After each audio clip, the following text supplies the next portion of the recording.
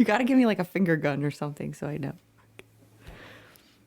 On today's podcast, your hosts TC and Chris Nicole recap the last few events of this year and share some things that they have learned as coaches and athletes during Reckless Training's inaugural year.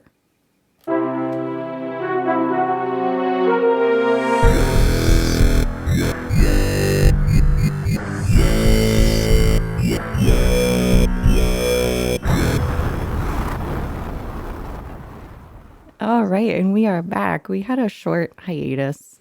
We missed a couple weeks, but we're going to talk about why we had some episodes delayed. We had so much going on, just with events, handling athletes, running a world championship. So It's been a lot these past couple months. I'm in sweats right now.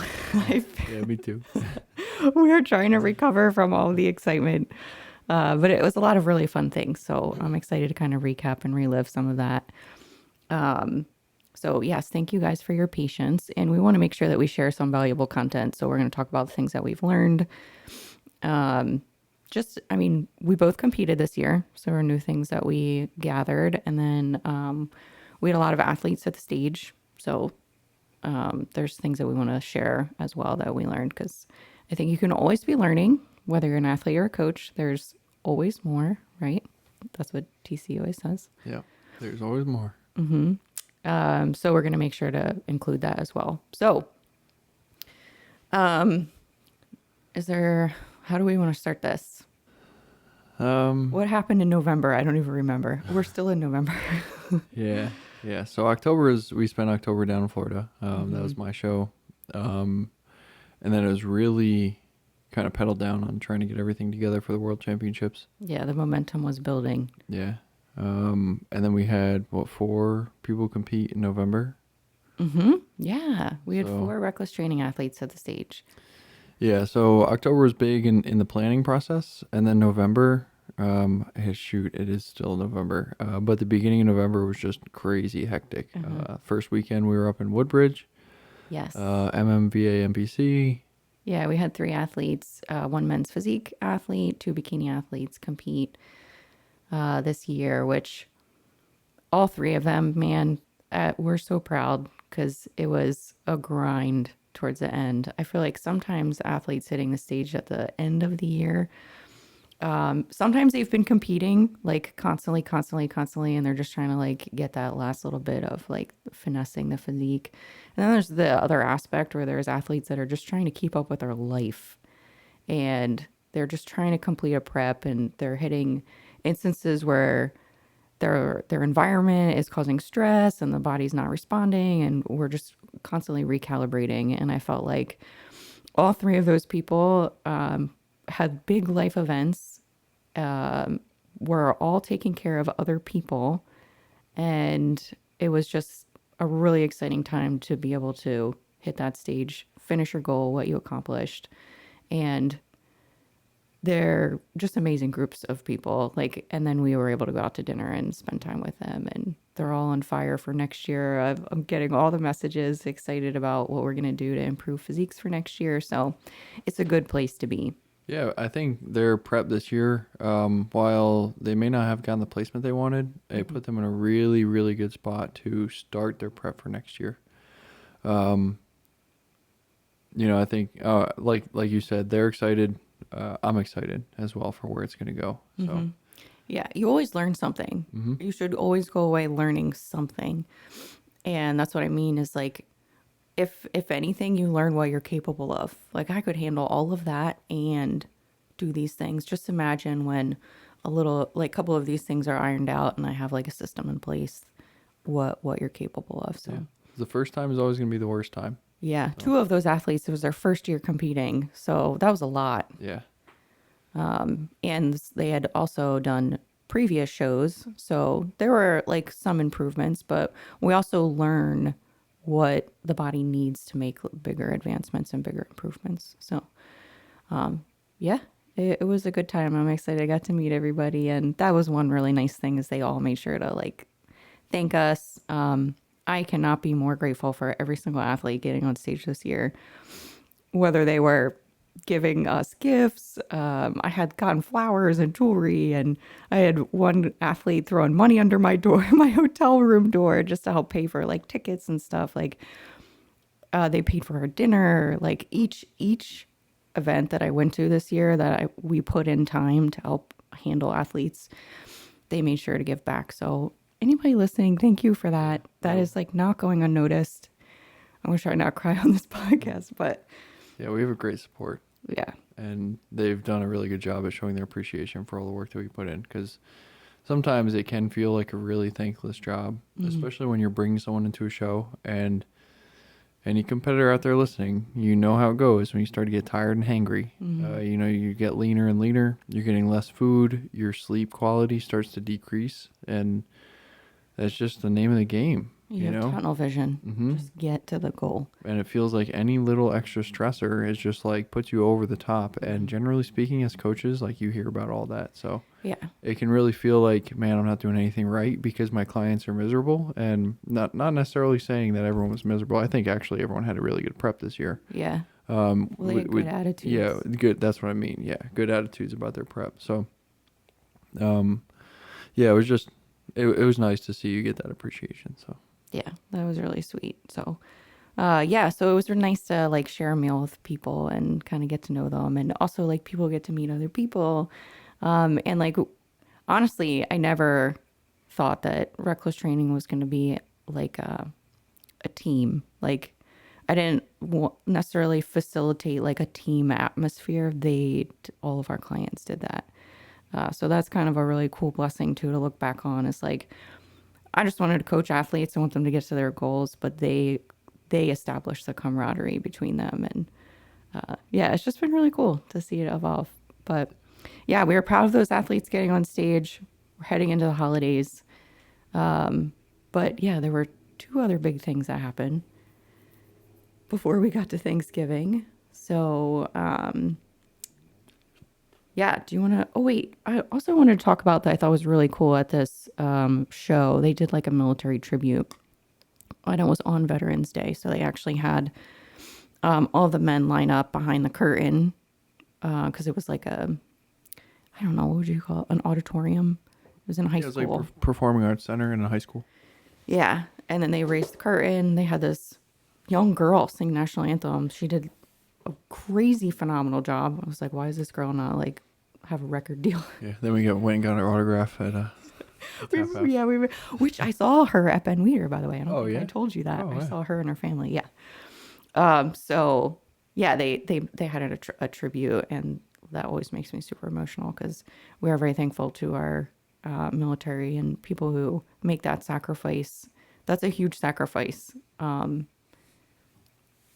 Yeah, it's just I think that people who make that choice, they're making that choice not just for themselves, but they're making it for other people, and their families are affected as well too. So yeah, so thank you to our military as well. This is just a big thank you. We're thankful for Thanksgiving.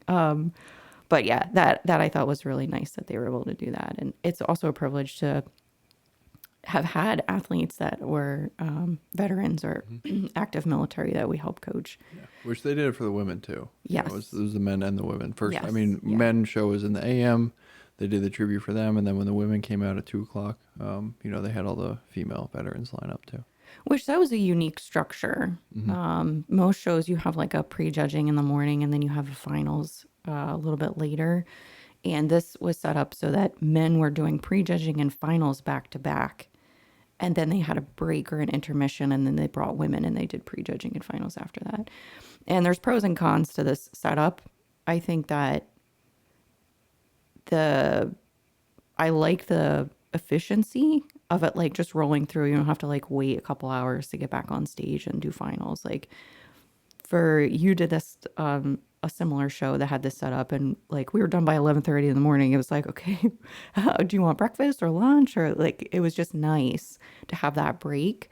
And I also think it's beneficial for women to have a little bit more time to get hair, makeup, tan done. I hate waking up at like a stupid time in the morning just to get all my beauty done. Like, so I think it allowed for a little bit more flexibility, more rest, and stuff like that. So I did like that setup. I did feel like it was hard for particularly, I would say, like the men's athletes. I felt like, because there were a couple of people that did crossover categories. So this was a Virginia State and Armed Forces show. So there was like a couple shows combined, and Mid Atlantic. And there were a couple of people that would do like bodybuilding, and then they did classic, and then they did men's physique, and that's a lot to do all of that prejudging and then do all of those finals. Like, you just don't stop. Yeah, just roll right through.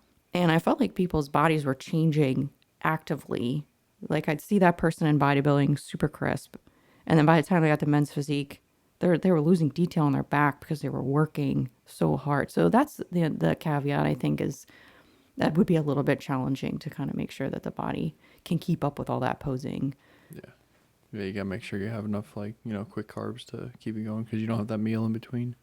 Yeah, and if you're doing a bunch of categories, like, which I've seen women do that too, and what an obstacle. But yes, okay, so I think that pretty much sums up that show. And then the next weekend, well, not even a weekend, that was it started. Saturday. Yeah, so that was Saturday. We drove back Sunday, and then we hit the ground running. So Monday and Tuesday kind of were our only at-home prep days for the World Championships. And then Wednesday morning, I was up at the hotel at 6:30 waiting for the screen guy to get there so that we can set that up. So That was Wednesday set up, and then the events were Thursday, Friday, Saturday, Sunday. So 4 days. yeah, for the event. Yeah. So yeah, it was a big weekend. We had a lot of fun. It was my first time. So I was involved in the World Championships last year, but it was more of a learning experience. All I did was kind of initiate the use of lifting cast in the federation, which helped the meet run a lot smoother. That's for sure. But this year we did a lot of new things. We got a LED wall. We did athlete goodie bags. We did athlete, coach, and VIP badges. We had a videographer / photographer service there. Which, shout out to Aaron. Yeah, Aaron Kim. Oh my gosh. Visuals by Ask. He does a phenomenal job. I can't stop watching this stuff that's on Instagram. And this was his first big powerlifting event too. Like, he's shot a couple little, gym based seminars before, but I mean, hats off to him for being able to kind of adapt to the new sport and really make all these athletes just look like so super cool. So he's gifted. You're definitely, Aaron, you're doing a really good job. Yeah. So yeah, big shout out to him.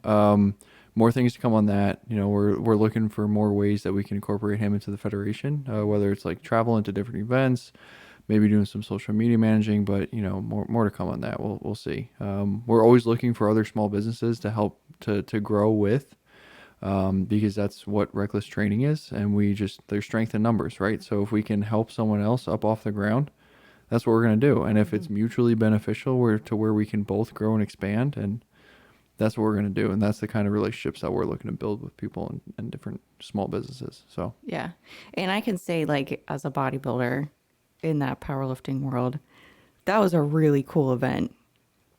Like, that was highly entertaining. And no offense, I've been to powerlifting events before, and I've been really bored. And sorry to powerlifters listening, but no, everyone knows. Unless you know someone on that platform, it's really not the most exciting thing in the world, and that's that's why it's hard to sell. And that can be true of bodybuilding shows too. I've sat in some where I'm like, oh my gosh, like, okay. But anyhow, especially the amateur shows. You have to know what's going on. I think that's an advantage. But I would say this 100% Raw World Championship was really neat. Like, having that backdrop screen, like, kind of set the atmosphere. Yeah, which that was Ken Stewart from, he runs Tyson's Playground and Iron Built Gym with Ray Williams.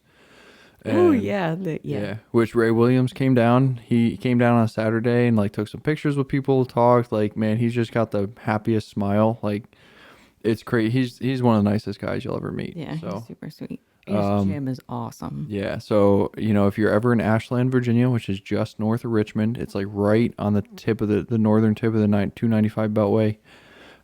Definitely stop by Iron Built Gym. They have a ton of really nice machines, including they call it the powerlifting paradise. I think they have 5 It's platforms. labeled on the Yeah, wall too. it's great. It's a really nice powerlifting gym. Bunch of calibrated plates, all the bars that you can need. Platforms, squat racks, combo racks. They have everything you need.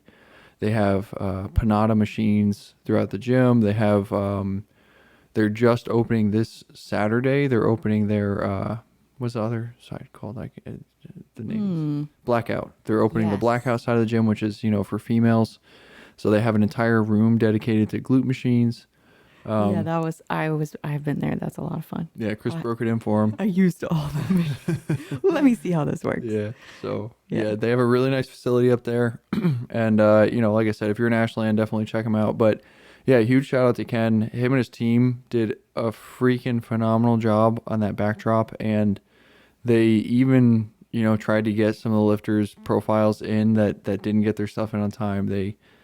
They worked some overtime for us, and we're just exceptionally appreciative for them making that happen. So, Which was cool because when an athlete would come up to the platform, they would have their profile up there behind them. So their picture, a couple questions about yeah, like powerlifting role model, they're your favorite from. lift, where Yeah. you're from. So, It was cool. So you were like highlighted, and then they had like music and a DJ, and I think did some people get to pick? yeah, some people submitted, for their third attempt. That wasn't like super structured. So Okay. next year I'll probably be asking people for third attempt song selection for squat, bench, and deadlift, so that we can go through and make a playlist Sure. while they're going through the first 2 attempts, and then by the time the third attempt comes up, we can put that playlist on. Just click next when it's the next lifter's up. But yeah, so that was one of the things that we want to improve on next Can year. you imagine going to the gym and every time you're about to do your big lift, you have your, well, I guess people can't do that. Well, in your headphones, but Yeah. then when it's everyone else and everyone else is feeling the energy that you feel with that Yeah. same song, it takes it to another level. So that's kind of what I'm looking for next year. Is I really want to, like you said, the backdrop makes these lifters feel like exemplified, right? Like they're put up on the screen for Yeah. everyone to see. And then the music is going to kind of give people a glimpse into their life, into their brain, and what's going on in their head when they're coming up to that bar for their third attempt, leaving it all on the platform. So, Which is really cool. And I feel like it was a good crowd. Like there was a good amount of people. yeah. like, Even in on there. Sunday, which is normally our smallest day for the spectators, even on Sunday, we had a ton of people there. So, Yeah. I'm aiming to double our numbers for next year, for athletes and obviously spectators. Which, if that happens, the following year we're not going to be able to use that same venue. So this year, Yeah. like I think, like you said, there was good energy in there. But if we double our numbers going into next year, it's going to feel that room is going to be super full. Yes, I would So, agree. Yeah. Yeah, which is good. That's a good problem to have. So. So, and I think you like touched on it. I really felt like this was about the athletes. Yeah. Like I felt like there were so many small touches to help people feel special, which I think you should feel that way when you're going to a world championship. Like this is the biggest event. So like having your name badge with your, picture on it and people wore them everywhere. Like There's some people wearing them on the platform. they were lifted with their badges on. Yeah, which I thought was great. And then we had coaches badges and staff badges. Like it was very organized because I know that there was a little bit of like shuffling last year where it was difficult because there were people in areas that they shouldn't have, like didn't need to be in. And again, that's not rigidity for just being controlling, but for the athlete experience. And I think once I explained that to some people, because some people did complain about having to buy the coach's pass. Sure. Well, when it's new, that's Yeah. hard. Yeah. So now I'm an athlete first. And that is kind of what I went into this event organization with the mindset of. So my idea was to make the lifters feel special. So we accomplished that with the LED backdrop, with the profiles, and the goodie bags, right? Like we want you here. We value you being here. This was also the first year that we gave them a free t-shirt with the registration. That's right. Yeah. So all of that, we want you guys to know that we appreciate you coming, because we would not have this event without you as the lifter. The next step was making sure that they had adequate space for the warm-up area. And you touched on that before about people being in areas they shouldn't. Like last year we had people congregating around the door that you would come in through to get to the platform, and because they're all trying to watch the platform, but like you can't be, and that was where the warm-up area was too last year. It was right outside that door. So people would just go walk back in that door and, in that, be in that area and just kind of stand around in the lifter's way. And it's like, it's already small enough, and having extra people in there is just making it feel even more crowded. Sure. And someone's going to get hurt. And if you don't have a membership, you're not covered under our liability insurance. So there's just a lot of reasons as to why we put that into play, and we try to keep the price reasonable. Like you go to a bodybuilding show and it's minimum $150 for a backstage pass, and then you also have to buy an NPC card, which is another $150. So what we did this year is we didn't make the coaches buy a membership. We just had them sign a liability release. And then it was just $50 per day for the coach's pass. Yeah. So, and if you brought a team, we would cover your coach's pass for you. So that's going to be something that we kind of verify and solidify the details on going forward. But I think that worked really well at keeping people out of the warm-up area that weren't supposed to be there. Sure. We also asked lifters, like, yes, you have access to the warm-up area. If it's not your flight or session, please don't just go hang out there. Yeah. And I think that the lifters really respected that, because when it was their time, they didn't want other people in there. Exactly. So they understood. And plus, they wanted to be outside watching the event. Yeah, I think for the most part, people were very good, very respectful. I felt like I saw more people like focused in the zone than I've seen at events before. Like it was pretty cool. Yeah. But I think the atmosphere breeds, or it helps breed that mentality as well too. So yeah, the athletes brought it. We had people from a couple different countries, which was really cool. Yeah, we had India, Dubai, Germany, Canada, and Ukraine. And I believe next year we should have a team from Kazakhstan. Kazakhstan. I always say that wrong. And then there's another one that I didn't even know the place was a country. But it's, they reached out to us. They do a bunch of strict curls, so they want to come next year too. So yeah, we're growing.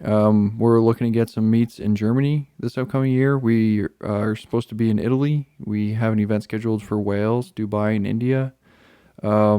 And that's just the start. So we need passports. Yes. Yeah. Because we can't drive there. Yeah. Well, I guess you still need a passport. Yeah, and I'm not sure if you and I are going to plan on doing any international trips in 2024. I think we have like some stuff on the home front that I want to really like solidify. So we have the Miami Expo in June. Yeah. And then we have the World Championships, obviously, again in November. Yeah. And I really want to, ideally, I'd love to lift in next year's Worlds. And what I learned this year was that's not possible unless everything is taken care of and solidified beforehand. And this year, like the staffing roster wasn't necessarily solidified as well as I wanted it to be. And there were some other issues that I knew if I went and tried to put a singlet on, I was still going to be a meet director in a singlet. I wasn't going to be an athlete. So if you weren't there, this is what it was like. TC, TC, TC, TC, TC. So I would just wait my turn if I needed him for anything. But yeah, I think that would be difficult as an athlete. If you're an athlete listening, you have to be focused on what you're there to do, whether it's bodybuilding or powerlifting. Like, it doesn't matter. There's that mentality aspect, and it'll be a delicate balance to be running an event. And I think that you're accruing a good team, and that's what will continue to make us successful and allow you that opportunity to compete as well. Yeah, I think this year we kind of showed people what we're looking for. Like everyone, all the staffing, like Paul Bossy has done a great job building a core support group in this mid-Atlantic region. So having Worlds there is nice because there's a bunch of people who want to come and help out. So that was really nice. But this year we did a lot of new things, and no one had any experience with it. And I was the only one who had all this stuff formulated in my brain. And I'm not always the best at broadcasting what's in my brain Sure. beforehand. Yes. So Yeah, it was a lot just to try to coordinate and keep everyone on the same page, and troubleshoot and problem solve. Like while the meet was going on, if there's a problem with the tablet, I had to run up there and fix it. If there was one point where the spotters were kind of slowing down, and Yeah, I saw you jump in yeah, there. had to jump in for the end of that flight, but that kind of lit a fire under him too. So the next flight, I think that one was that flight lasted from like 9 in the morning until like 1:30 in the afternoon. Mm. The next flight was like 2 to 6. It was super quick, but it Mm. was because we had the spotters up there, and I had they came up and they're like, "Oh, TC, we can do it now." Well, no, you're too slow. And I said it like kind of tongue in cheek, smiling, but Yeah. I didn't allow them to come back up so that when they did, they had something to prove. Sure. And it was great. They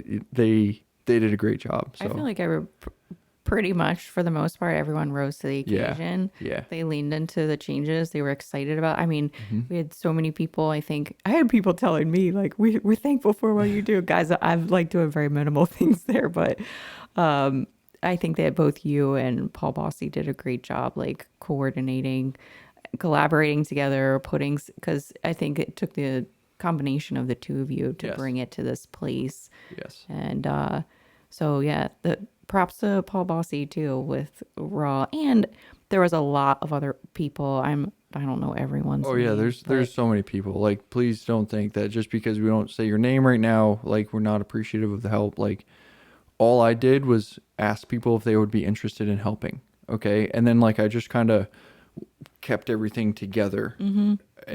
during on the meet day. But there were so many people involved in this. We literally couldn't do it without a team of like I think we had almost 50 people on the staffing list. And Yeah, um, judges, mhm, spotters, loaders. I mhm, mean, even people that are helping run the concession stand, mhm. Sherry running t-shirts, people just like keeping athletes in the right Yep, the spots. expediters. The bouncers, we'll Yeah, call them. Like they did a great job. yeah, Which shout out to our client Michael who showed up and helped us yeah. one of those days. That was really sweet. Ran the smoothest it did all He weekend when did you guys were out great. there. Yeah, he was cracking me up too.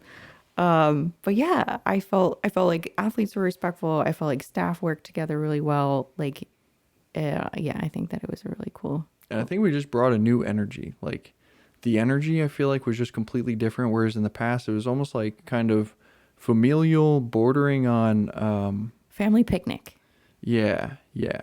And this year it was like we're here for a job. to prove something. Yeah. And like the athlete's job was to crush it on the platform. Uh-huh. And the expediter's job was to like and they owned it. And I feel Yes. like giving these people the responsibilities sometimes in the past it's felt like well why me just get someone else to do it and I feel like this year it was people took ownership of their roles and they weren't going to let someone else do it better than them Yeah. and I loved it every Yeah. second of it. So and then back to Aaron, he just man he captured it all. He captured the feel of the event and I just man the very first recap trailer that he put out, like Chris and I watched it like a million times and we just couldn't get over how cool it made all the athletes look and how fun it was and how pumped up it made us. So Yeah.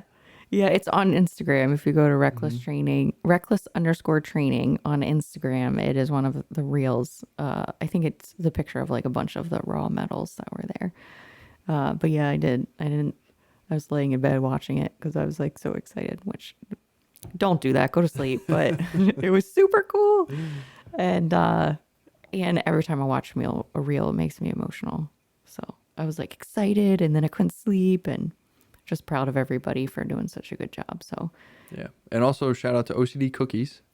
yes. They really came through for us. They sent us a bunch of cookies for the athlete goodie bags, um, which were all delicious. People were asking, "Do you have the flavor that was a sample cookie?" I was like, "Oh man, no, I don't." But I think it was just like a chocolate chip cookie with some Hmm. caramel in it too, and it was just super classic, but super basic, but just really, really delicious. Yeah. So, but the cookie flavors that we did get, everyone raved about them. Everyone loved them. So we're definitely going to be bringing them back next year. And anyone listening, we do have a discount code. It's Reckless13. And you can go on ocdcookies.com and, any order that you place, you can use that code for 13% off. So, and then the other shout out was, Core Nutritionals and Arms Race, Yes. came through with some, sticker packs, like some little key tags as giveaway items. And, they helped us out with some samples for the goodie bags and the actual goodie bags themselves. Hmm. And we also have a discount for core nutritionals. It's just raw 20. So anyone who needs core nutritionals or any other supplements, like core nutritionals has a super full lineup. Like if whatever you need, whether it's protein, creatine, pre-workout, or multivitamin, fish oil, joint support, or liver support, prostate support, inflammation support, heart support. Like literally, if you need it, I'm sure they have something that can help you. Yeah, I like their protein, to be honest. they have a ton of good flavors, and you love their vegan protein. I like all their protein, and I'm Yeah. picky about protein. Their Mm-hmm. pro protein, which is like whey casein Yeah. mix, which I find more like whey ish. It's mostly whey and isolate. Oh, okay. But they do have like milk protein. It says casein on the front, but then in the ingredients it just says milk protein. Oh, It doesn't okay. say casein. They have some really good flavors. I really like the coconut because I'll mix that with like raspberries and like a Ninja Bullet blender thing and make like a frozen smoothie. That's delicious. Yeah. But their vegan protein's very good too. I'll mix that with yogurt and then also their pudding, Yeah. which is more of a casein type Yeah. of Yeah. thing. But they're very like decadent, desserty, and so I'll mix that with Greek yogurt and throw it in the freezer for like 10 minutes. So yeah, they have some good stuff. Yeah, they just came out with the brownies and the blondies right beforehand. And Oh, yeah. man, shout out to Dave Reinecke because he hooked it up. He got stuff shipped out super quick. Like as soon as they sent that email out for the wholesalers, I emailed him and he was like, "Yeah, well, we're gonna drop on Black Friday, but because you're having this event, let's get you hooked up." So and those sold out. Like everyone Yeah, loved those people things. were like, "Where are they?" I'm like, Yeah. they're gone. Yeah, and now I saw them. They posted on Instagram that the warehouse sold out too, and I'm See? not surprised at all. Like those Yeah. things were delicious. They were good. Yeah. So yeah, again, shout out to Core Nutritionals for their help. And again, if you need any supplements, use code RAW20. You'll get 20% off. Yeah. Yes. So yeah, I thought it was a pretty cool event. I liked I just really liked meeting people from different countries and They're just so happy to be there too. oh my It was great. gosh. And like they're just proud of their country, to represent their country, and I don't know, I just was like all good vibes the whole entire time. And But we had something else happen that weekend. yeah. So in the middle of it, I drove up to Alexandria because we had Ben Weider. We had our final reckless training athlete, Janelle, competing in her first like big event. And this is like an athlete that I've worked with for I don't even know how long, over a year, maybe 2 years, just in building, correcting. Like she literally started with me right after a show. So we went through a reverse, helped get her body back up to baseline, went into like a building phase. She worked really hard for this year and took her time and trusted me, And it paid off. which Yeah. my gosh, yeah, she looks phenomenal. And this is like if this is the start, holy cow. Just the shape and like the depth of her glutes, and yeah, it's Yeah, she looks fantastic. So that was both like hard and exciting for me because I couldn't wait to get up there and meet her. I had never met her. It was like 2 years I'd never meet this girl. But then also all this stuff was happening with Raw, but I was a big girl. I got in my car and I drove up there and it was totally worth it. It was nice to spend. That's the thing that is nice, I think, sometimes when you don't have like 20 athletes competing, you can have a little bit of a closer connection with the people that you're there to, yeah. to coach. And I got to hang out with Janelle and her boyfriend Pete for the whole 2 days. And they're just great company and great people. So, and it was my first time at Ben Weider. So I was like trying to figure out all the things just as much as I think they were. Yeah, because you said the structure was a little different there too. Yeah, so they had pro men competing in the morning. Well, they started. So pro men I think started at 8 and they did prejudging and finals. Then they took a break and they did women pro, like all the female pro categories because this is a natural drug tested event. And they did prejudging and finals and then they had a break. And then they did the amateur females. And then on the second day, on Saturday, they had all amateur males. And then I think they had another show actually combined into that because I think Aaron was telling me about how it was running into like midnight. But anyhow, the, Yeah, yeah. He says what his guy working that event was up there, and he said we just started finals at midnight. yeah. So which was funny because Aaron thought he had a late night because we actually ran until about 11:30 that night because we had the Mhm. Hall of Fame dinner after our lifting on Saturday, which we had 75 lifters on a single platform lift on Saturday, and then we had the Hall of Fame dinner, and then we had the Pro Strict Curl, which we started lifting for the Pro Strict Curl at 9:30 at night. So. Yeah, that was a long day. I think Mhm. we went to bed at 2 and you were up at Mhm. 5. Mhm. But yeah, so like I said, so I had, Jill and I just waited around until I think about 2 o'clock. They started the amateur section. So so I think that was, I mean, I've had several shows where people are competing in the afternoon. And prior to that, most of my experience has been people competing like crack of dawn, like they're getting on stage, or kind of like midday. So it was interesting to try and like time food. I just kept checking on her, which there were 4 elevators in this building. This was like a crazy designed building, and 2 of them were broken. So we found a secret elevator. Hey, shh, don't tell him. Okay. But anyhow, I could find my way to her, and I just would just keep checking on her and just seeing like, okay, eat this food, do some posing. I'll come back and check on you. And I think that she did a really good job. Like she was on top of everything all the time. And the other thing was, we had gotten hair and makeup for her, but it was at a different hotel. So I was very thankful that I had my car and that I had driven up there. So And your curling iron. yes. So I drove her to her hair and makeup appointments. She just kept me updated on what was happening. And also that parking garage is so small. Like the spots are for like clown size cars. And my car's not, I have an SUV, but it's not that big. No, it's a little Toyota Highlander. It's a small SUV. And there's no like, I'm just going to go on a tangent. Anyhow, it was very tight and the parking was a little bit crazy. But anyhow, yeah, so I could drive her to her appointment. And I think because it was running late, like her curls actually were falling a little bit. So I was thankful I had my curling iron there and we just touched up her hair before she got, and it looks beautiful in her stage shots.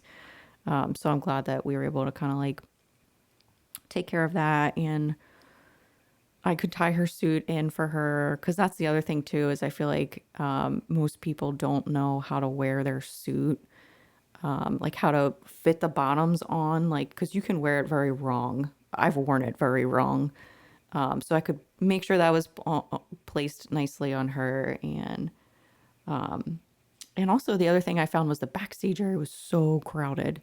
They had like a curtain up, and like a little doorway. And I felt like there were people just like piled on top of each other. So she and I hung out on the other side of that curtain, which was fantastic because we weren't bombarded by, I get stressed out with like big crowds. So her and I had a little bit more like seclusion. We could talk. We met a couple other people that got the idea and sat out there with us. And I think that was just like good for her mentality as well, getting lined up and getting on stage. So yeah, it was a fun event. It was really cool. Competition was like fierce. Sometimes you don't know when you're going to like an assisted or unassisted event what bodies are going to show up. And I just felt like it was pretty competitive. I was really proud of those people showing up on stage and especially like end of the year coming in strong. So yeah, we got good feedback. We talked to Judge Becky, got good feedback on what we need to tweak with her, and honestly, I think it's very reasonable. So we're just back to the drawing board. She's super motivated as well, and yeah, I spent all day yesterday and the day before doing show planning. I felt like I was planning like 20 to 30 weddings, but it's exciting ramping up for the new year. So yeah, I think that pretty much sums up Ben Weider. Yeah, and then you came back to the craziness in Virginia Beach. Oh my gosh, yeah. Then I packed up all my stuff, drove all the way back down, and yeah, dived right back into powerlifting. Yeah. But But I felt like things were good. Like they were running really well. Like I think some of the like finessing of figuring out how things operated were in the beginning. So I was glad that I was there for that. By then you got like the wheels turning and it's just a matter of like doing the same thing each Yeah, I day. still missed you. Oh, well, I missed you too. Yeah, I was happy to be back. Yeah. And, uh, and I felt like everybody's just like, hey, Chris, like super positive and it's good to belong. Yeah, you're a celebrity. IBFF, bro. Yeah. They never get my credentials right. That's okay. It's just some letters. The ABC pro. You can make That whatever. part's it. Yeah. She's a pro of some letters. Yeah. But yeah, I got to hand out awards, which was really fun. I love that part. I love like looking at that person and smiling at them and telling them congratulations and then getting to like stand there and give them a picture or point to them. Or I had a couple people that were like, will you do a flex photo with me? And I'm like, yeah. So we're flexing on the platform. Like it was pretty cool. It's a lot of a weekend full of really cool people. And even at Ben Weider, I got to see people from the shop gym that I haven't seen in a while. Like Skylar and Corey, I got to catch up with them and people that I've handed out awards with before. I saw a couple other coaches that I knew and Cash was like excited. I think his one of his girls won the overall. So I'm like high fiving him. Like we're like I had just met him that weekend. But it's what you make of it, right? Like you could go there like really stressed out and really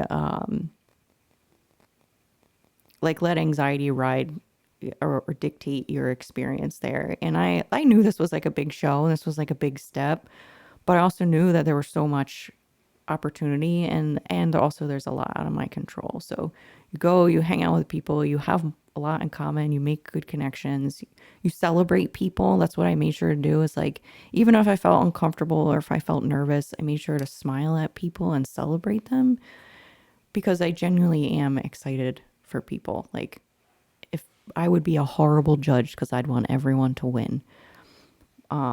So yeah, I don't know. I'm just going on a tangent now. But yes, Ben Weider and Worlds. Yeah. Well, I think you do a really good job. Your smile is just like so inviting and welcoming. So I know that a lot of people have asked specifically if you're going to be there handing out awards or if you're going to be at the score table. And Really? yeah, I know like Yogi, he was like, oh, is that your wife? Was she doing the score table NC State Championships? And she's always so nice and she was helpful and she made me feel welcome. And, there's just people always have so many positive things to say about Oh, you that's when you sweet. come help. So yeah, it's always very much appreciated when you can be there to help. So Yeah, I yeah, like them. yeah, I think it's fun. it was fun. So and then after that we had it was Thanksgiving week. So we finished cleaning up at the hotel on Sunday at about 10 o'clock at night. We spent the night there. We woke up the next day. Jumped my car. Yeah, because Chris left like 3 of her doors open, not all the way open, but like they were open enough to leave the light on. So her Oh my battery was gosh. super super dead when we went out there. You're just trying to survive, guys. Yeah, she was Oh, hurrying for me. I was excited too. Yeah.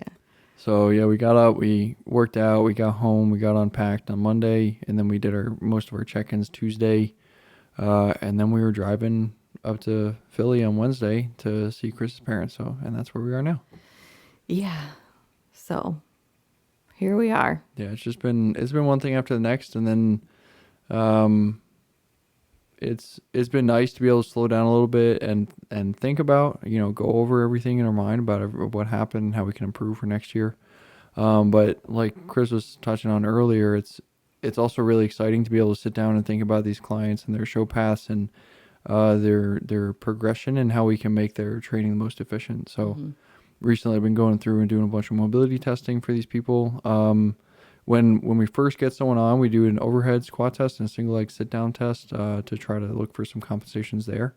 And then as your training progresses, we look at different mobility aspects and see how we can really maximize your effectiveness for the gym. So that's kind of the stage that we're in right now, and I'm really excited because everyone is hungry, and that is the perfect time to give them new things is when they're fed and excited and motivated. So you give them like some really hard days in the gym where they can just go in and beat the crap out of themselves, and then you give them some mentally taxing days in the gym so that they can maintain that mental intentionality when they're in there working on stuff. So, Sure. Yeah. Yeah, it's been fun. Everyone's super motivated, and we bought some educational things for on Black Friday sale, and That's what we bought for Black Friday. yeah, We yeah, bought a few items of clothing that were extremely discounted because we just look like ragamuffins half the yeah, time we're going anywhere. Well, this doesn't look professional. So we bought a couple items of clothing, but yeah, we made some purchases on, like you said, educational. I mean, there's nothing more motivating than your athlete that wants to do better. Like to me, that's like everything. You want to do better? Well, let's do it. hmm And as a coach, that's our responsibility to continue to advance. We learned a lot this year. We did a lot of good things, but there's always more. yeah, yeah. So we'll be putting ourselves through some educational stuff. I can't wait. I'm really excited. Okay. And so we also want to talk about things that we learned because we talked about, our ending events. Well, we're not done. We'll be traveling next month as well. But Yeah, we'll be flying out next week for California. yes, we'll So be. we've got California coming Yeah. up December 10th. If you're in California, registration is still open. Dude is giving out a ton of money in prizes. This is gonna be a fun. Yeah, he's giving like curl bars, he's giving money, he's giving registrations, he's giving shirts. Like John Wong out there, he's our new California rep, and he's definitely doing a phenomenal job at growing the sport out there. And right now he's just been doing strict curl meets, but we'll get him into powerlifting, and I mean, He's also a bodybuilder. yeah, and he also does bodybuilding. Like he's competed at Mr. America, and I think the Arnold and Mr. America, I think both he did the amateur men's physique, and then he went and did strict curl at the same competition on the Get same day. out. Yeah, so like He would. he's wild. He's Yeah. out there. He's just doing the most, and we're just perpetually impressed and appreciative of this guy. So Yeah, it'll be fun to support him. yeah, if you guys have any questions about this registration for this one coming up, let me know. And going forward, we're aiming to have an event next year. I don't know if it's going to be this time of year or in the summer, but we're aiming to have an event out there on Muscle Beach next year. So That'd be sweet. yeah, it's gonna be a good time. Like I said, we got a lot of things in the works, and yeah, a lot to be excited about. So how can they contact you about the strict curl? You can reach out. So we do have raw underscore powerlifting underscore CA is the California page on Instagram. Or my Instagram is at longshotgamble, all one word. And, feel free to shoot me a message on there and let me know what questions you got. Perfect. Okay, cool. So do you want to talk? Well, since we were talking about athletes, let's talk about things that we learned as coaches, and then we could talk about stuff that we've learned as athletes. So I think as a coach, like it's good to take like retrospectively look at the year, look at your athletes. We have a athlete playbook that we actually have set up that we share, where I take everyone's stage shots, I put them in a folder, I write down their date of their show, their feedback, their placement, because I want to keep an eye. Like the worst is to like have someone tell you the same feedback year after year after year. Like, okay, conditioning I think can sometimes fall into that category because for some people conditioning is a little bit more difficult. Yeah. But you don't want to be like hearing you know, more muscle year after year. Which unfortunately in the bikini category, that's probably those are your two conditioning points. They're either going to tell you, two feedback points. They're either going to tell you conditioning or glute depth. That's true. I mean, that's kind of like a default. Mm-hmm. You're going to hear that. So always have more glutes and always come in tighter conditioning, Yeah. which is part of my point is that I think that if you're hearing those things, those are things you need to make sure that your athletes are coming undeniably to shows with. So conditioning, I think, has been, I think that I've pushed people more this year, but I also think that I can push them further.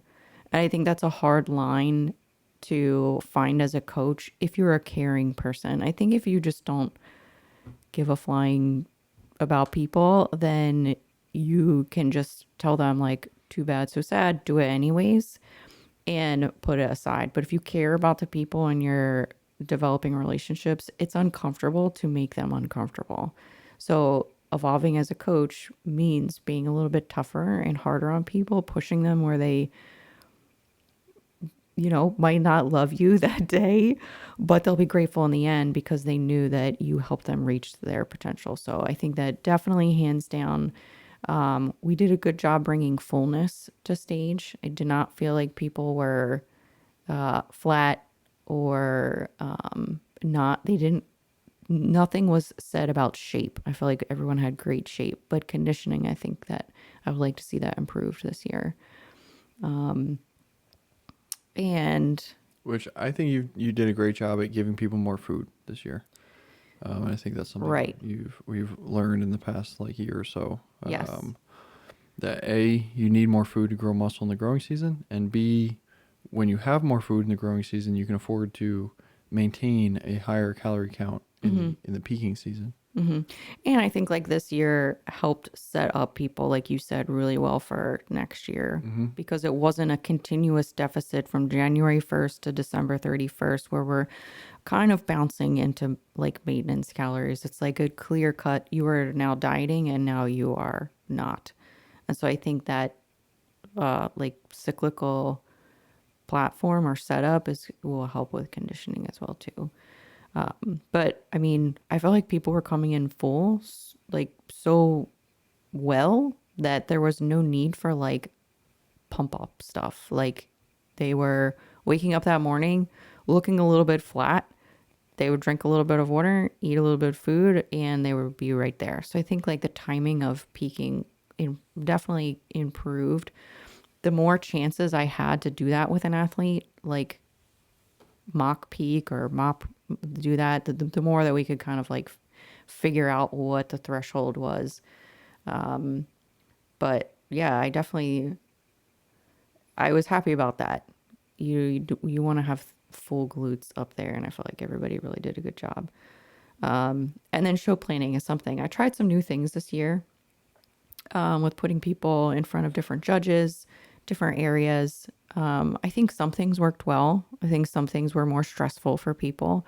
So I think that you don't know until you try.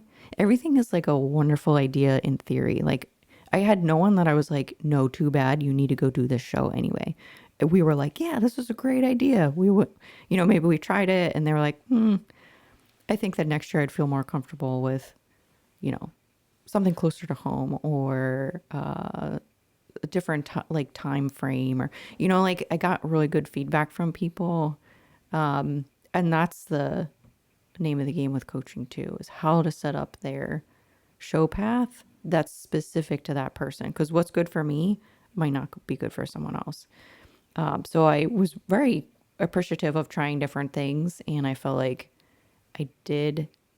Whereas I think before it was like the same timeline for everybody. Everybody was going to the same type of show regionally, then the same type of show nationally, and I kind of like tried different things with different people, and that was kind of cool. That definitely taught me a lot.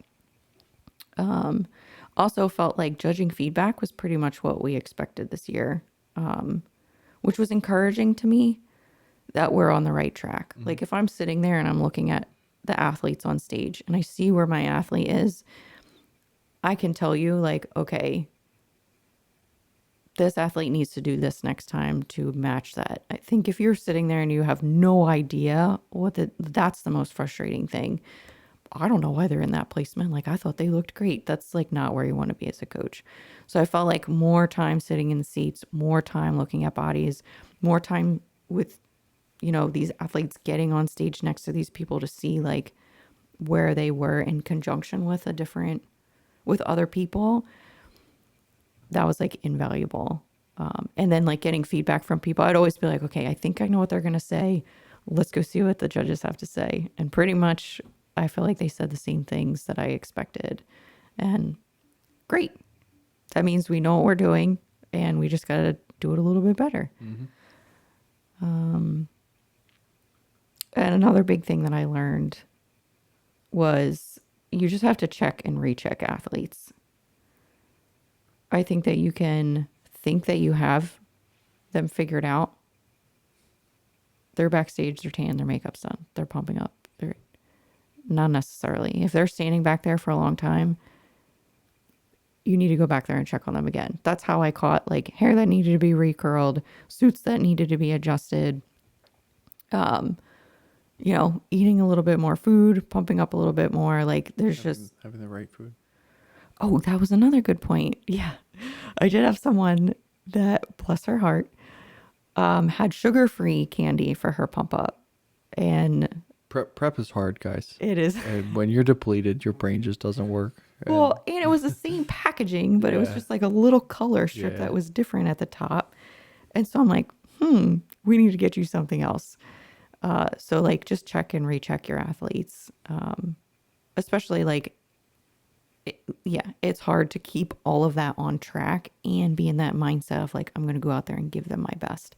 Those little details are just, they can get lost pretty quickly. So, yeah, I think that, and also for you and I've never had to share clients with anyone. And so it was a learning experience of like how, and we're still figuring that out, how to best communicate with each other in handling an athlete, because we provide different services, but they have to be like coordinated together.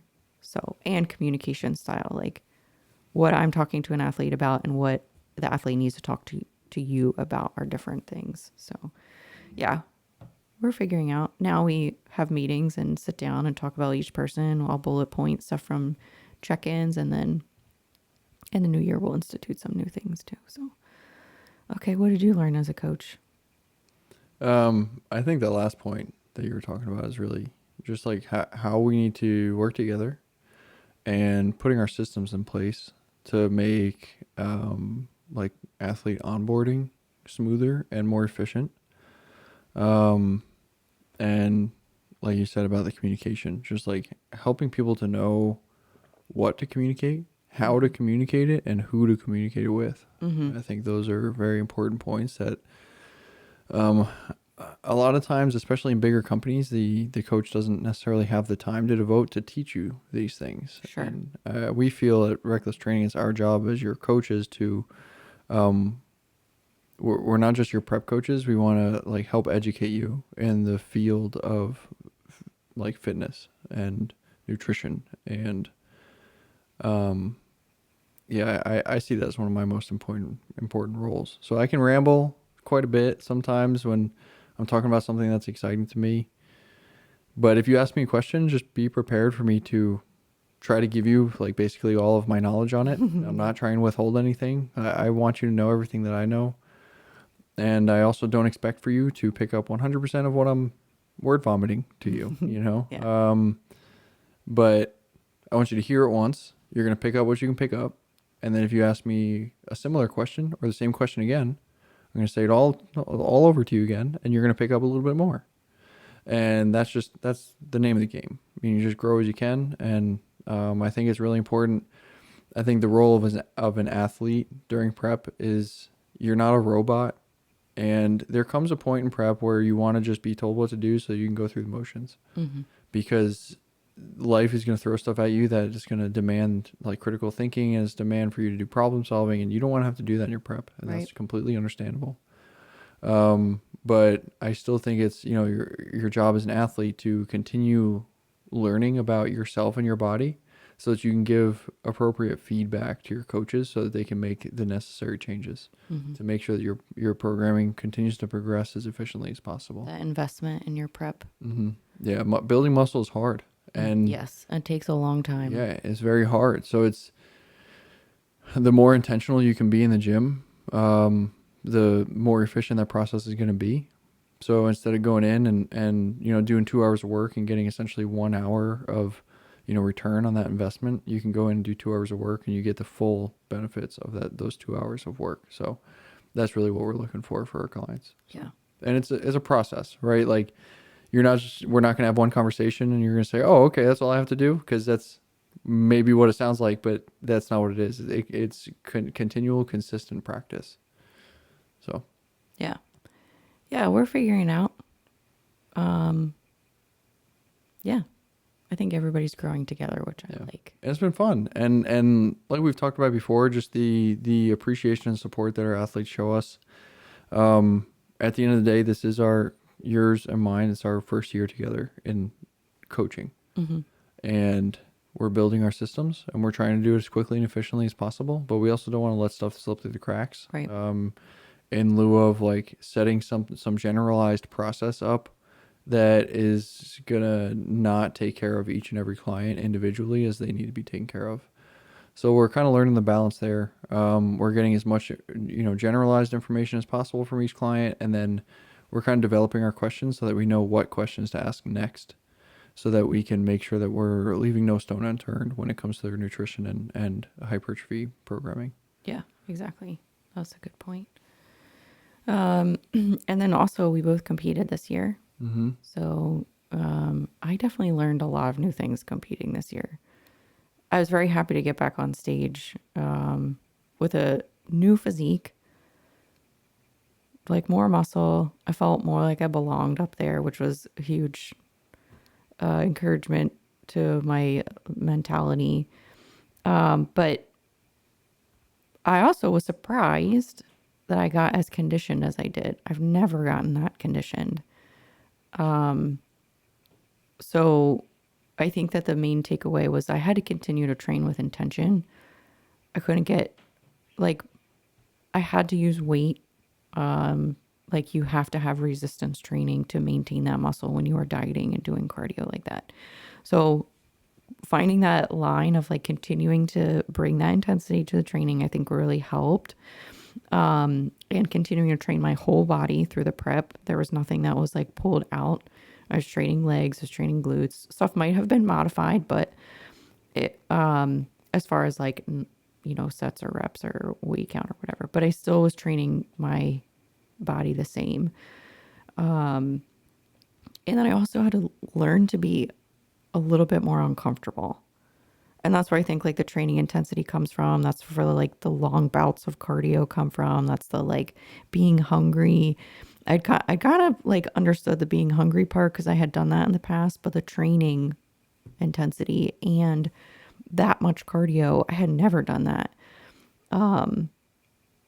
Okay, wait, maybe in a different fashion, but yeah, it was like be learning to be uncomfortable with those things, but also I was getting like visual feedback. It might have been really tiny some weeks and really small, but I knew that I wanted to make those changes, and that meant making those lifestyle changes. So yeah, I was like, oh, I'll never be conditioned. And then this year I was like, wow, what is happening? Yeah, you got super lean. You got Oh leaner than I did. I've never been that lean. Holy cow. But also had interruptions in my diet. There was a lot of different things that happened with my nutrition. Everything was different and my body responded very well to it. So it helped me trust, okay, like I may not understand why I'm eating this, or I might not understand why this is in my protocol, but I'm trusting that my coach is going to help me get to my best. And so that was a positive experience too. And I had a different peak each show. Mm-hmm. That was wild. And it wasn't necessarily like big, huge changes. Sometimes it was like a matter of like a 5 carb difference from like day to day. But I really feel like Coach Paul did a good job of like knowing where my body was at in that peak week and then making adjustments to get. And so I have a different look for each show. I was looking at the pictures yesterday. I'm like, it look completely different. And it's not necessarily like that progression of like 1, 2, 3 better, just like different. And I think that that's pretty cool. So that was exciting to learn too, that you can do those different things with your body. And I felt like I had more freedom in prep this year. This year taught me that I didn't have to be so anal about everything, which sometimes I still struggle with, but I'm learning. I'm learning that there's a time and a place for calculating every little single like stupid thing. And then there's actually a much broader space for being more relaxed about your food, not getting hyper stressed about everything, not being like, okay, I don't want to be past 10 pounds above stage weight. Like if I fluctuate a little bit up, like it's okay because it will come back down. Understanding that certain foods just cause inflammation. If I want to have them, I'm going to look like that for a couple of days, but it's okay because it goes back down. Like it was a lot of like not learning to not reprimand myself for living my life and prioritizing what needed to be prioritized in certain seasons. So, what did you learn as an athlete? I'm just rambling over here. Yeah, no, it's great. People want to know. They want to hear from Chris Nicole. I mean, I did also feel like expectations were managed very well. And that's something that I tried to do with my athletes more this year. Like, I get excited when people look really good,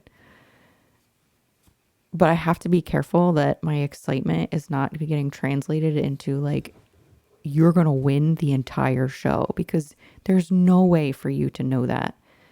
And when I went into shows this year, I think the first show I was like, maybe I'll get first call outs because I hadn't been on a pro stage in so long. So I had no idea.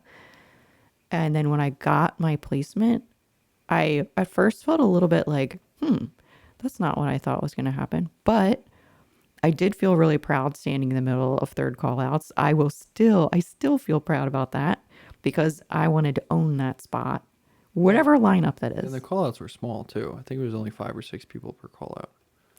So you Yeah, were I still don't know. top 15 Yeah. Okay. out of like 20 or 23 girls, something like that. Really? Yeah. Oh, that's encouraging. I think you got 13. But I'm pretty sure it was 6 girls per call-out. And then you were in the middle of third, which... yeah, I was in the middle of third. But anyhow, like another thing too is if you're getting off stage and you're just feeling like, ugh, what happened? It was very helpful that I had people taking pictures and videos of me because I was like, wow, I look pretty good. So that you have that because you can be in your head about like, I must have looked terrible because of this placement where I didn't look terrible. I just was not as muscular or fitting the criteria as good as the next person. So looking bad versus good is not the same in bodybuilding. You can look good, but like I said, not be the fitting the criteria as better as someone else can. And I know that's like a little bit less in the pro league. Pretty much everybody fits the criteria, but it was encouraging to me to see a visual because in my head I was like, oh man, I might have done something really bad. And I've heard other athletes talk about that too. Like they got off stage and they're like, man, I must have like posed like an alien or a robot or something really weird. So, yeah, I mean, this year I just went into shows. Paul never was always very positive, but never like, you are going to dominate. But I could ride his excitement, your excitement as well. Like you guys were just like, you're doing a great job. You look wonderful. And you both did a good job of like making sure that I was stepping on that stage confident. And that's what I think matters a lot is like, you could look amazing, but if you're not confident on that stage, that looks bad. And you're probably going to be stressed. You're probably going to hold some water with the inflammation. And why not have more positive experiences to make it less intimidating as you go through your career? So I appreciated that too. And yeah, I mean, this is the first year where I'm like, man, I cannot wait to get back on stage again. Every year I'm like, oh gosh, when I'm ready, I'll let you know when we're going to pull the trigger. This year I'm like, maybe by fall. Oh, maybe by spring. Like but I also want to make sure that I'm showing up with a physique that is ready for those improvements. We got plenty of stuff going on that, I just want to be intentional about it. Okay. Anything else? Well, I guess for me, competing, You learned about posing a lot. Yeah. How instrumental posing is. I think that was the biggest aspect. I've cut for powerlifting meets before.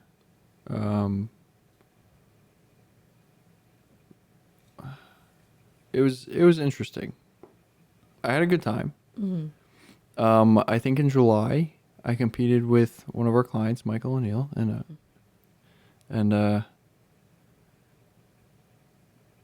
because I had the other clients there was a lot less focus on me and what I was doing. Mm-hmm. And I actually think I ended up bringing a better package. Mm-hmm. Then 10 weeks later, I was dieting that whole time, by the way. 10 weeks later, I'm pretty sure I came in and I don't think I looked as hard. Whereas, 2 weeks before that second show, I know that I was leaner, but we had so much happen in the end of September, beginning of October. I went on stage, man. I was so stressed out. I was in such a bad mood that day, and I needed to isolate after the morning show. I went out to the car and I sat there, ate some candy, and Yeah. had to I collect said, go myself. sit in the car and eat candy. Yeah, so Good coach. that helped. Yeah. And then we went out. We went to Five Guys. We got a burger, fries. Sat there with my dad, my brother. Came out to the show, and yeah. By the end of the lunchtime, I was in a much better mood. So much better mood for finals. But I just felt like I wasn't moving right. I wasn't posing right.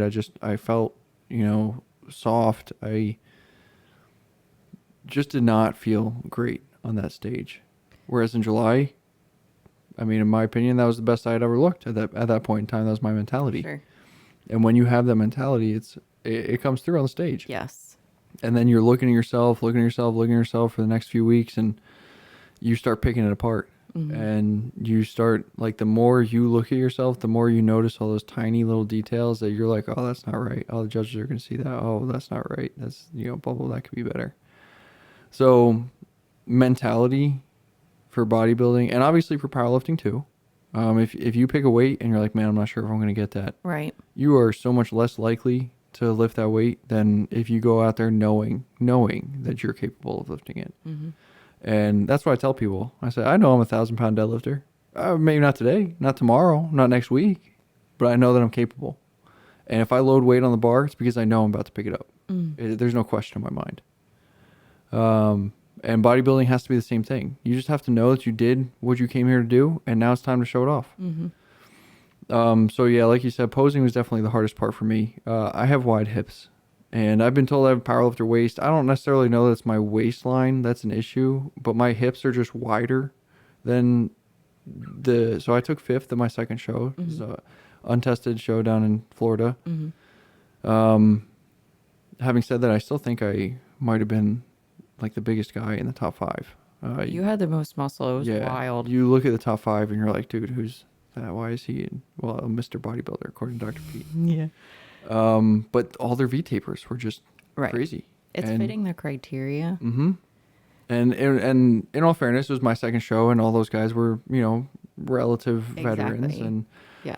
When they hit a pose, they knew exactly what they were doing. Exactly. And at least that's what it looked. I don't know that for a fact, but that's what it looked like. And I was up there like repositioning. I'm like, dude, I just don't feel right. And of course, Tim Gardner was down there, and I saw him looking at me. I'm like, oh man, like, Don't look at me. Yeah, don't like me today. I feel fat today. But yeah, it was the other thing that threw me off with the morning show is that you don't do your routine, and it seems like every show kind of runs it a little bit differently. The show in July, you did a 30-second routine, whereas this one, Oh yes, you're right. I don't even know if you did that. You I just think came out and they lined you up and you did your mandatories. And man, Tim just kept hitting on that front double bicep, which is my worst pose. It is my worst pose.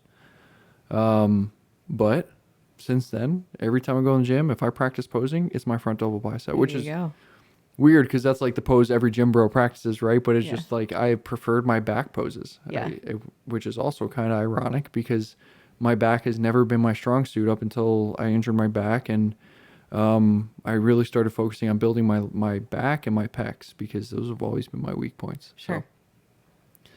So, yeah, I had a good time. I worked with Coach Barbs on posing. He's super relaxed. He is really good at positional cues and putting you where you need to be and looking at your body and saying, that doesn't look good. Let's try this. That doesn't look good. Let's try this. Oh, that looks great. That's where you need to be.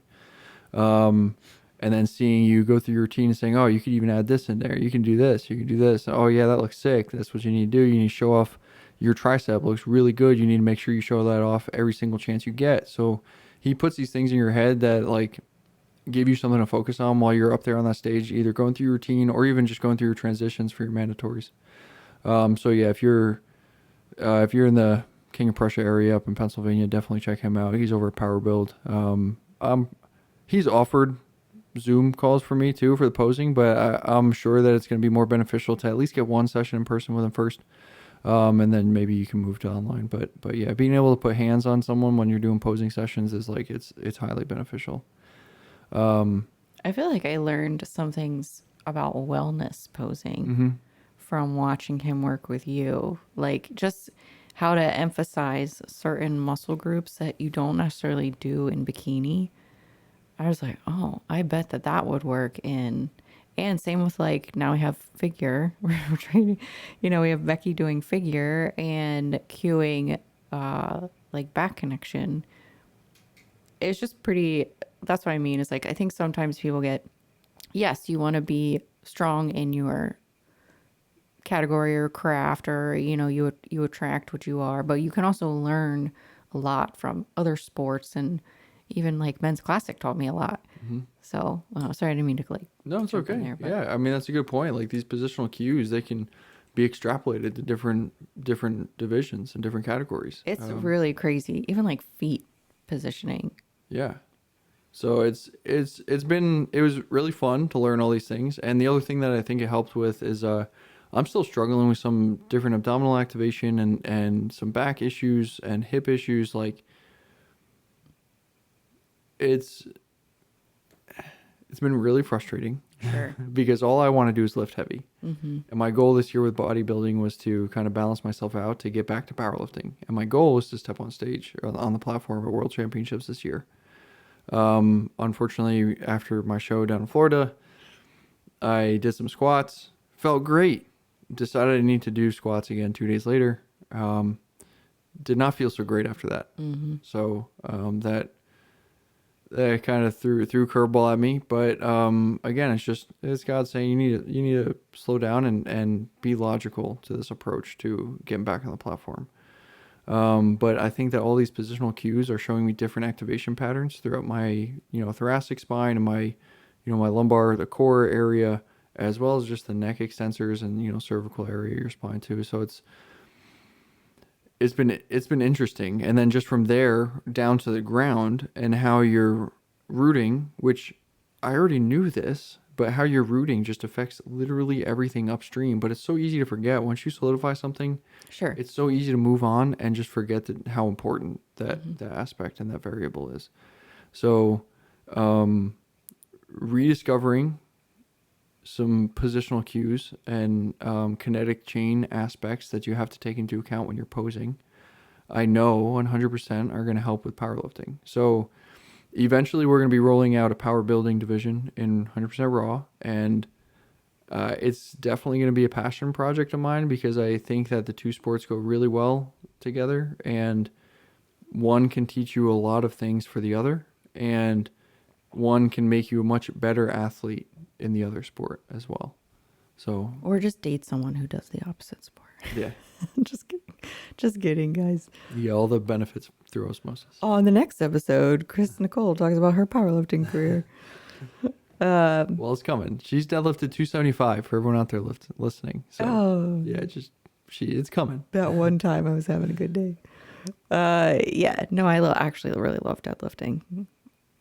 I've always felt like I had a pretty strong posterior chain, so. Yeah, and it's fun. Like, it's fun lifting heavy weight, and our girls are seeing that now too. Like, they're coming out, they're reversing out of shows, and everyone's starting to feel super strong, and I love it. Like, I mean, one of our wellness athlete emailed me and said, I squat 275 pretty regularly for like, I think she said like sets of 6 or something. And I'm That's like, insane. yeah. Yeah. So it's these girls are getting strong, and they're realizing that like strength breeds size in muscles. Yes.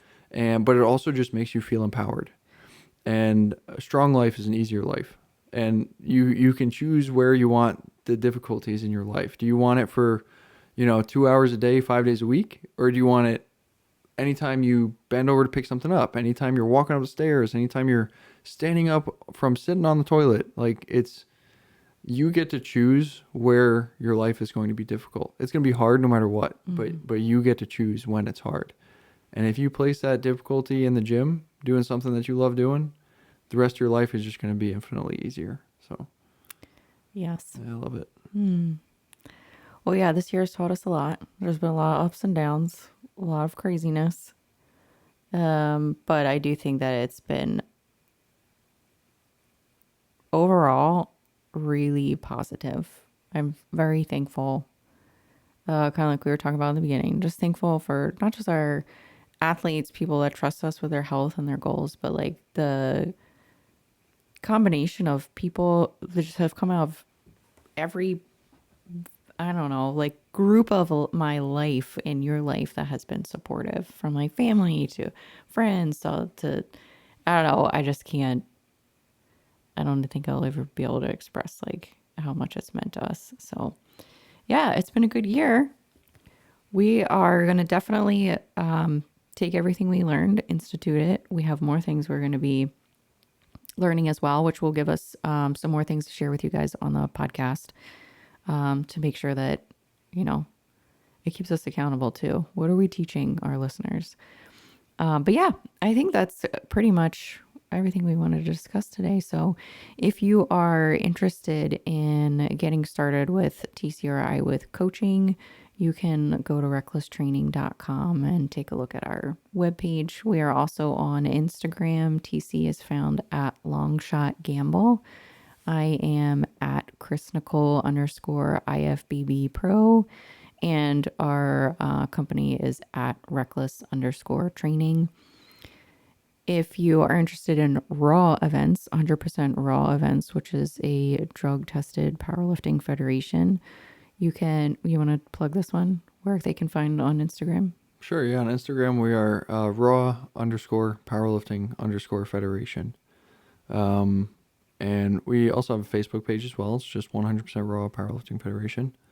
And then there are some, subsidiary pages like, the North Carolina, the New Jersey, the Empire State, the California, all those pages. And you can reach out if you want to find something in your area. Yeah, we do. We have a schedule on rawpowerlifting.com. There's a schedule for all the meets and stuff. I'm working at having like the next year solidified by the World Championships, so that we can better advertise for the events.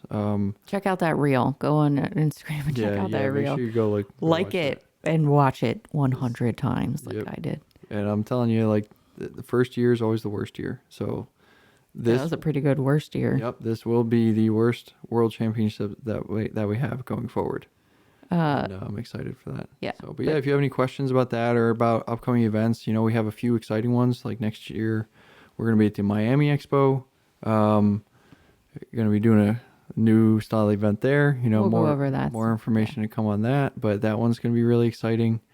And we'll give more content, like updates on events and stuff like that. But if you like our podcast, please feel free to leave a review. We very much appreciate the reviews. Anything positive it's our paycheck. So give us 5 stars, subscribe, write something positive if you appreciate this podcast, and also feel free to share with your friends so they can help find us as well.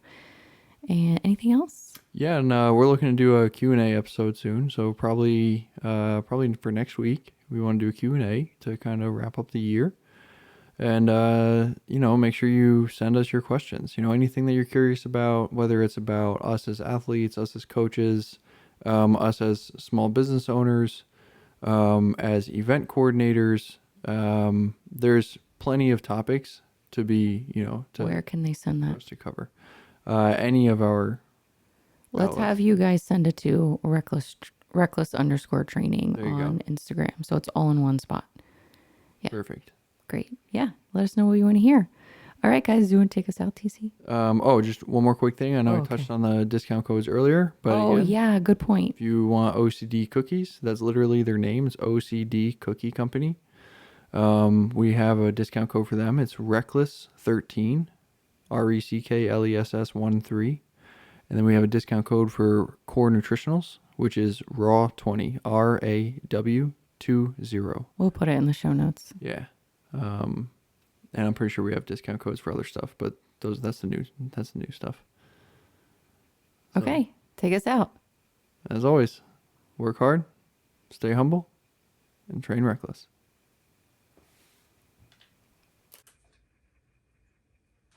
I just pushed the wrong button.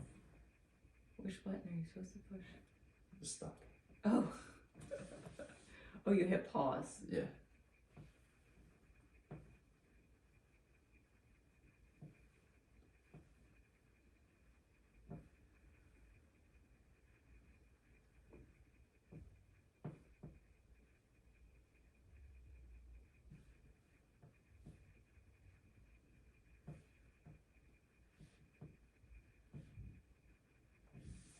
Perfect. Was that 2 hours and 26 minutes? No, that's what we have left on the SD card. Oh, But it was almost 2 hours, I think. we need to make these shorter somehow.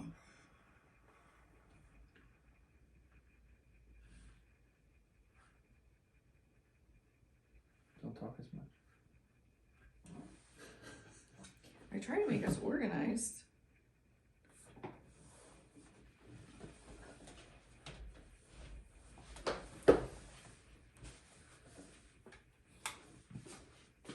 I was completely joking when I said